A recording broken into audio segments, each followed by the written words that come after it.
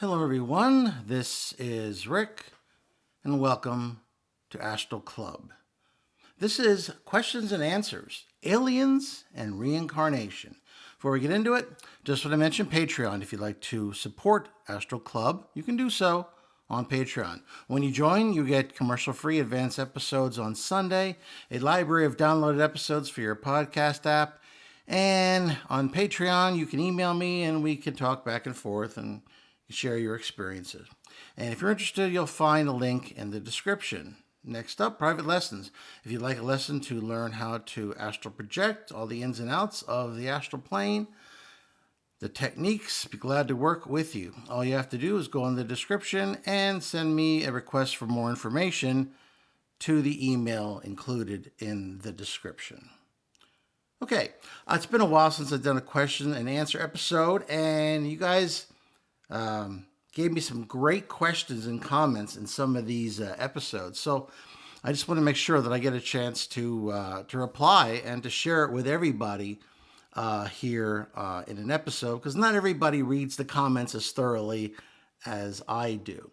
And there's some good stuff here. Okay, the first one was based on U.S. captured alien craft.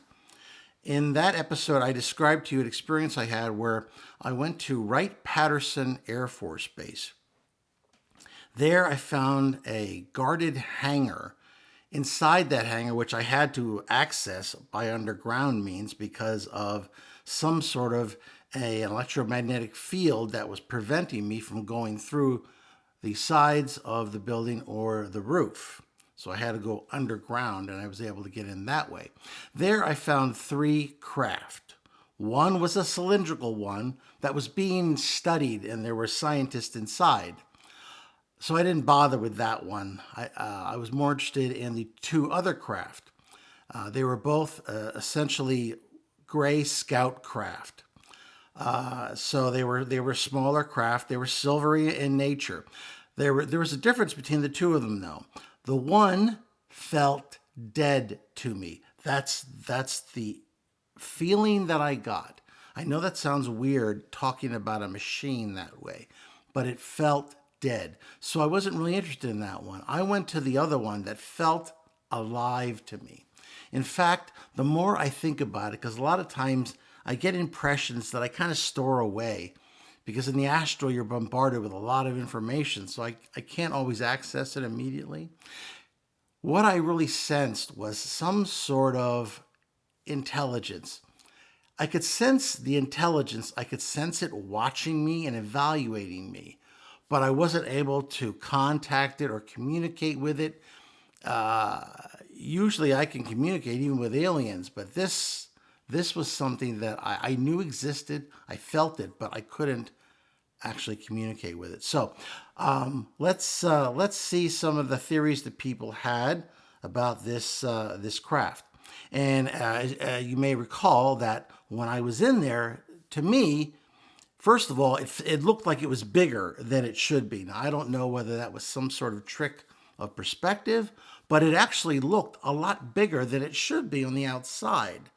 I mean, on the outside, the scout craft is not that large.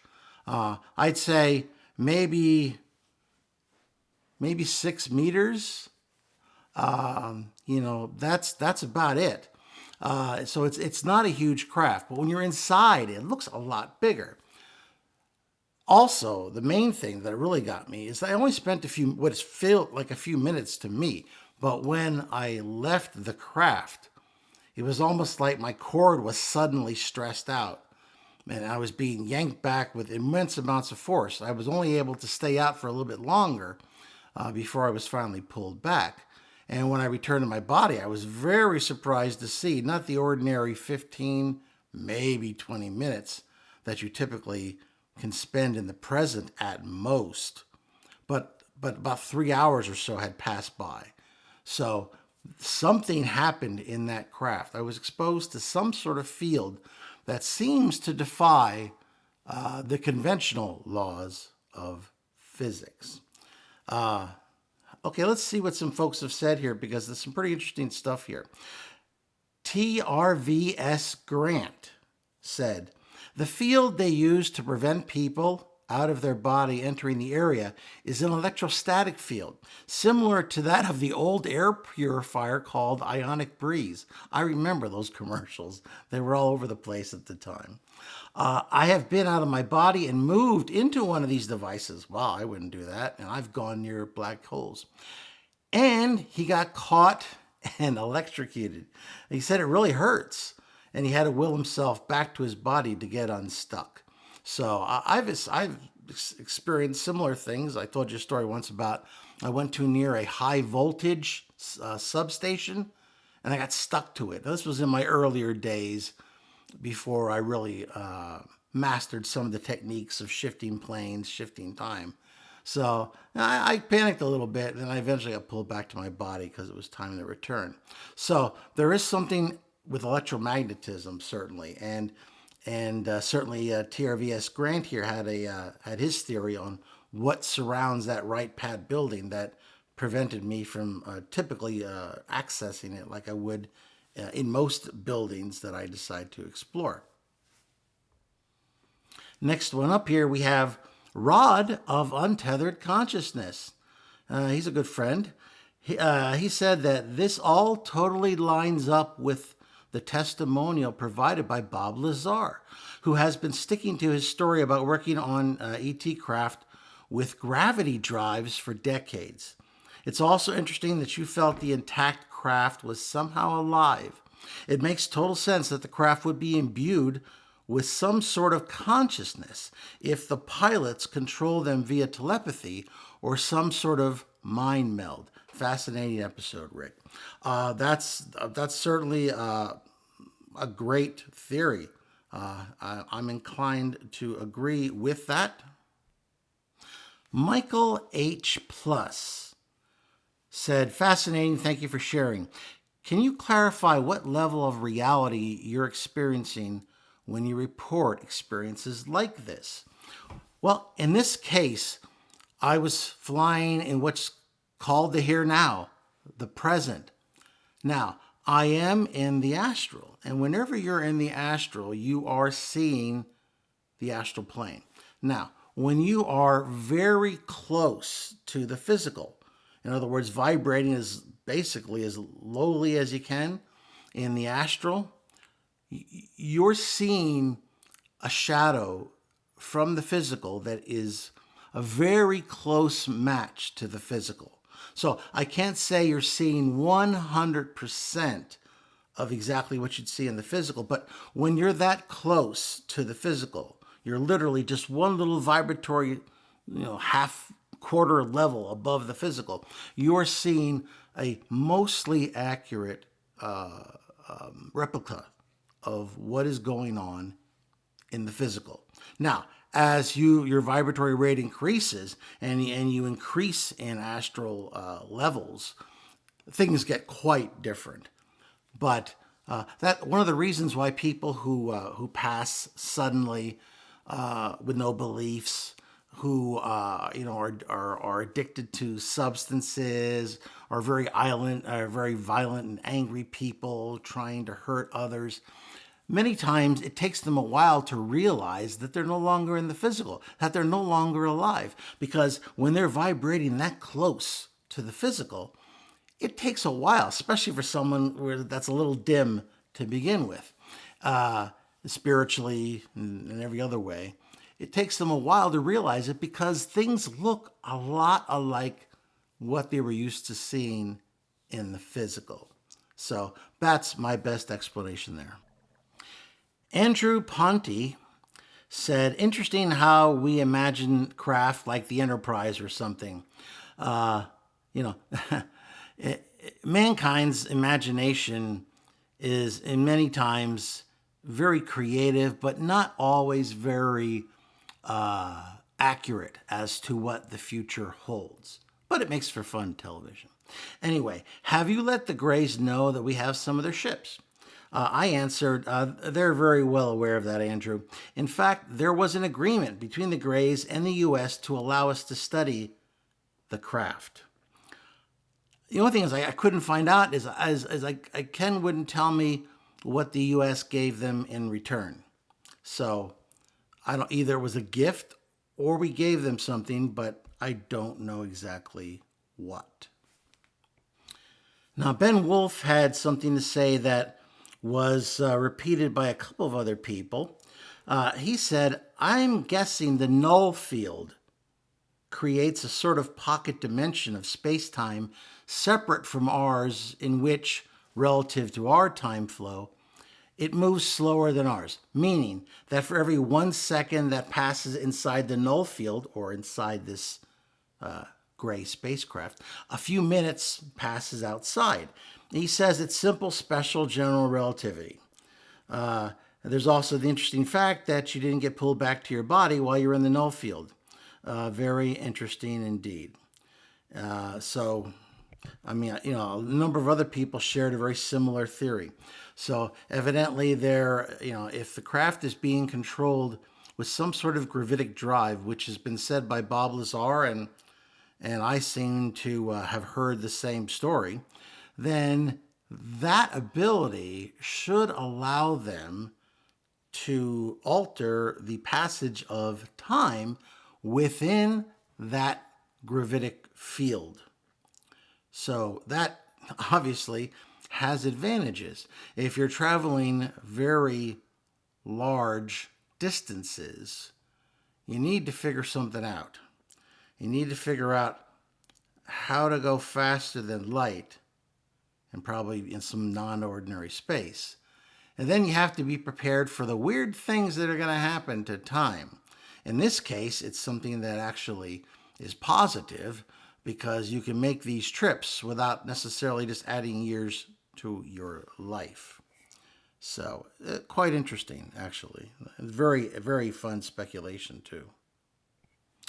Zunar, bottom/J5, asks, do you have an idea as to what the reason is behind the human abduction phenomena? The information I got is mostly from the Greys. There are a number of races, though, that have examined humans. I don't pretend to have information about those, though, because I haven't really interacted with them to any degree. The Greys, however, have shared with me freely that they harvest the human and animal DNA to advance their genetic knowledge. They're very consumed with exploration of genetics. It's a passion for them. So anyway, they want this knowledge, and they want to create hybrids for life on Earth.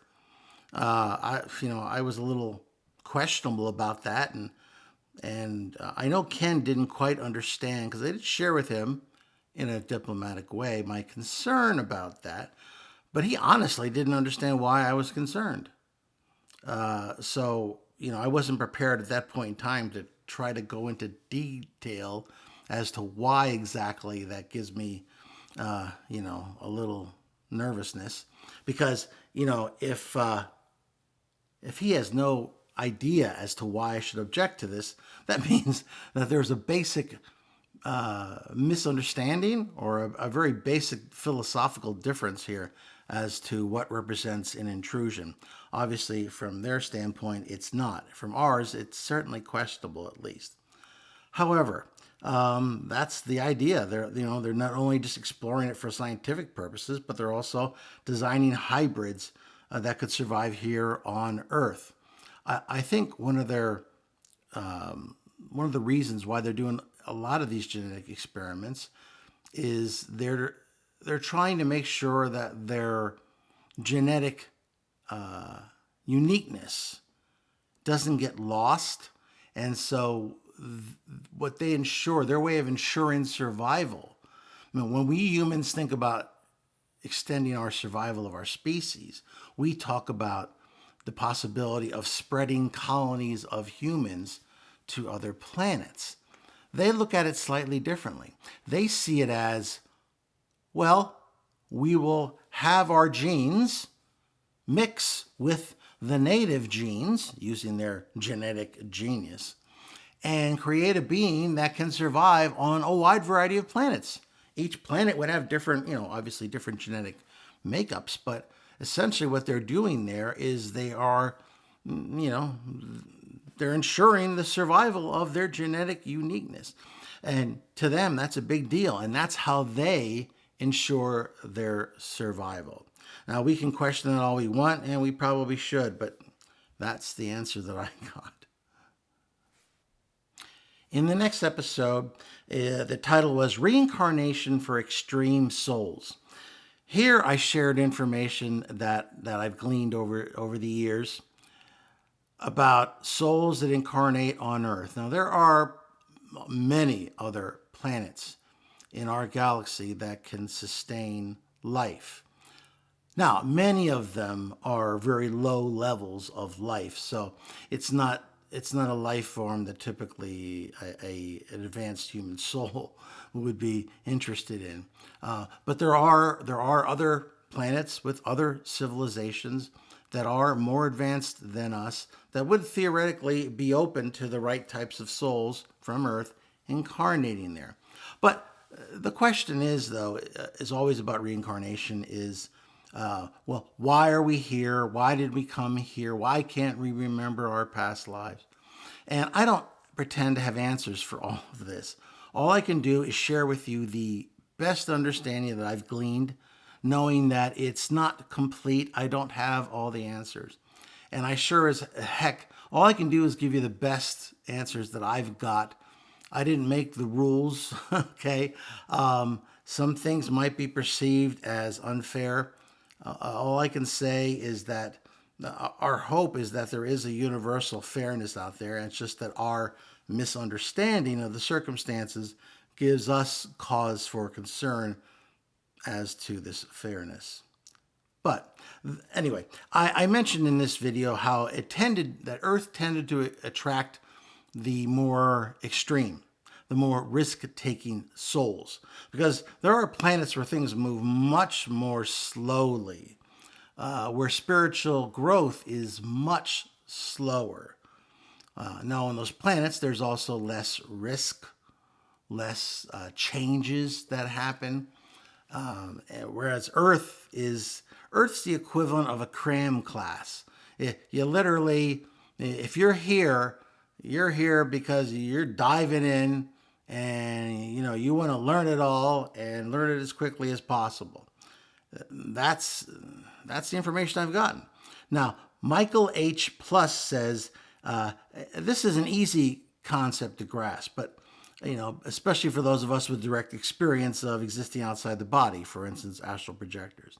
But it's hard to keep in mind when a loved one is ill and when you're in pain, etc. And I responded, that's all too true, Ray, your loved ones. I often give an example.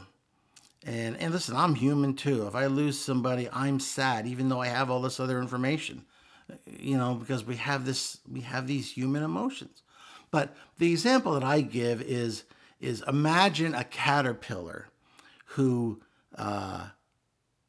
looks like he's dead one day, and his friends wonder what he's doing. And instead of doing all those caterpillar things and hanging out with his caterpillar friends and and grabbing some beers and what have you, or whatever caterpillars do for fun, he suddenly starts walling himself up in this cocoon. And he's not moving anymore. And his friends are thinking, oh my God, we lost our friend, he's dead. So imagine these little caterpillars, imagine that they were sentient. And they probably have a funeral for their caterpillar friend. And heck, he already did him a favor because he's already got his own coffin, right? So they'd have their little funeral and then they'd go away mourning their friend. But meanwhile, that cocoon, okay, opens up and a butterfly emerges. So is the caterpillar dead? Well, physically, I guess definitely. The caterpillar is no longer there. But now it's transformed into something beautiful and above the knowledge of those ground-based caterpillars. So that example always gives me a little bit of inspiration, even though, of course, I'm human and I feel the same emotions that everybody else feels when a loved one is lost. Kev Changu said, I definitely don't consider myself extreme. I always plan ahead, overthink stuff, and make sure something is safe before I try. Definitely not impulsive, yet I'm here. I don't know if I should move to Haven. My reply is, well, you're interested in astral projection. There are many millions of people who find the subject of astral projection forbidden and extremely frightening. Yet here you are, taking risks just by participating in Astral Club. I said, that sounds pretty extreme to me. Ricardo Anonfree asks, when a person passes away, does the memory of all their past incarnations come back to them? If not, why? What sense does it make to live multiple incarnations if you're not able to remember those lives, not even while you're in between incarnations? Well, no information's actually lost. When you pass over, all of your memories end up being downloaded or uploaded into your oversoul. That is the master soul. I know it might mess with your ego a little bit, but the current part of you that you are running around with here in your current incarnation is not your total being. It's a piece of your soul that was fractured and sent off to learn lessons in a different time, different place. So when this part of you passes from the physical, all that information you learn is uploaded to the oversoul. So it is not lost. Now, when you reincarnate, yes, you don't have all the trivia from your last lifetime, but there's a very big difference in the souls. When my daughter was born, I could sense her intelligence and her evolved soul very clearly because, she's my daughter. We had a close bond. And so it was very easy for me to read her and to read her soul. But there are others who are not very well evolved or still very early in their evolution spiritually. And they incarnate and they're nothing but trouble. All they care about is very brutish type of activities, getting drunk, getting in fights. And you can see this even from a young age with some children. And you can't always blame the parents. Sometimes there's just a soul that just incarnated and it's still very early in the process and it still has a ton of mistakes to make. So you don't come with a complete slate. You come with basic emotions, basic levels of intelligence in that you were able and interested in learning.